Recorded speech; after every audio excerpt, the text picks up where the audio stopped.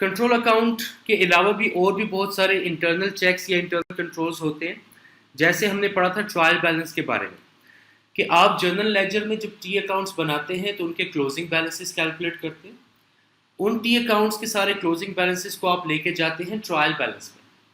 फिर आप देखते हैं कि ट्रायल बैलेंस के total debits are equal to total credits और नॉट। अगर तो इक्वल हो रहे हो तो वेल एंड गुड, आप फिर फाइनेंशियल स्टेटमेंट्स बनाते हैं।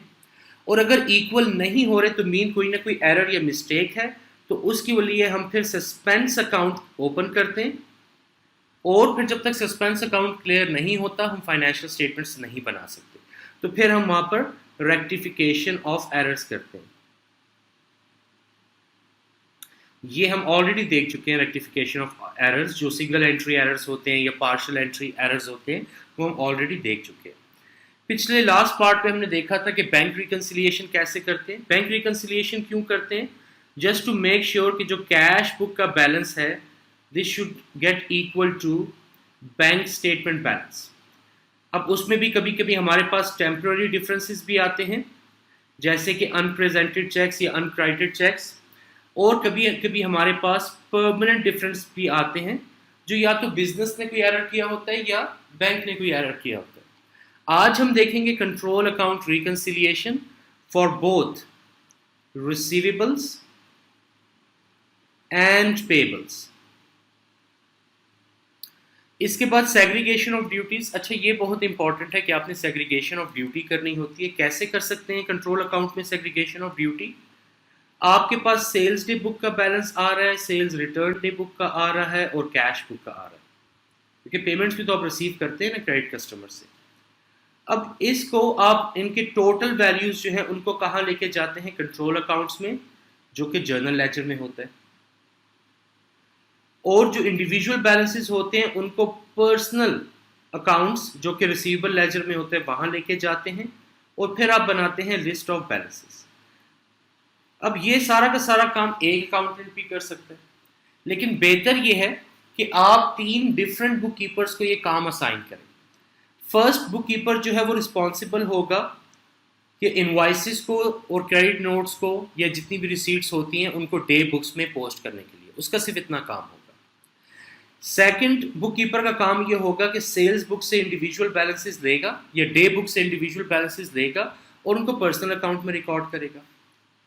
और तीसरा ये होगा कि वो डे बुक से या जितनी भी सेल्स डे बुक या सेल्स रिटर्न डे बुक्स हैं उनके टोटल वैल्यूज लेगा और उनको पोस्ट करेगा कंट्रोल अकाउंट में। तो अब क्या हो रहा है कि बेसिकली 3 बुक कीपर्स मिलके एक ही प्रोसेस कंप्लीट कर रहे हैं। तो ये क्या है? Segregation of duties. एक बंदा sales day book, sales return day book and cash book, in short day books में पोस्टिंग रिकॉर्डिंग करेगा। सेकंड, डे बुक से डेटा उठाएगा और पर्सनल अकाउंट में पोस्टिंग करेगा और वही लिस्ट ऑफ बैलेंसेस भी बनाएगा रिसीवेबल लेजर के। और तीसरा बुक कीपर जो है वो यही डे बुक्स के टोटल वैल्यू लेगा और कंट्रोल अकाउंट में उनको पोस्ट करेगा, जो कि जर्नल लेजर में होगा। तो ये क्या किया कि एक ही प्रोसेस को 3 बंदों के बीच में डिवाइड कर दिया। इसको कहते हैं सेग्रीगेशन ऑफ ड्यूटीज। अब ऑथराइजेशन भी बड़ी इंपॉर्टेंट है। ये बुक कीपर 1 जब इनवॉइसेस लेगा और उसको पोस्ट करेगा सेल्स डे बुक में, तो at the end of the day उसको उस चीज़ का अप्रूवल भी लेना होगा, या वो इनवॉइसेस और क्रेडिट नोट रिकॉर्ड करने से पहले ऑथराइजेशन ले लेगा सीनियर अकाउंटेंट से कि मैं इनको रिकॉर्ड करूं या नहीं। फिर जब second book keeper individual balances लेगा डे बुक से और उनको रिकॉर्ड करेगा पर्सनल लेजर में, तो वो भी ऑथराइजेशन लेगा। इसी तरह थर्ड बुक कीपर भी ऑथराइजेशन लेगा। तो इन मल्टी लेयर ऑथराइजेशंस का फ़ायदा ये होगा कि सीनियर जो है उसको पता होगा कौन सा काम कब हो रहा है, कौन सी ट्रांजैक्शन कब रिकॉर्ड हो रही है, और अगर कोई एरर्स या मिस्टेक्स आ रहे हैं तो उसको कंट्रोल भी कर सकता है।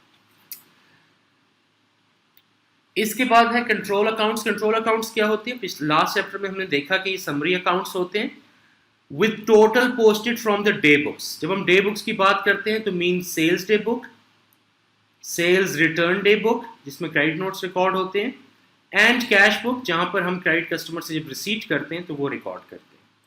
2 किस्म के कंट्रोल अकाउंट होते हैं, receivable control account and payables control account.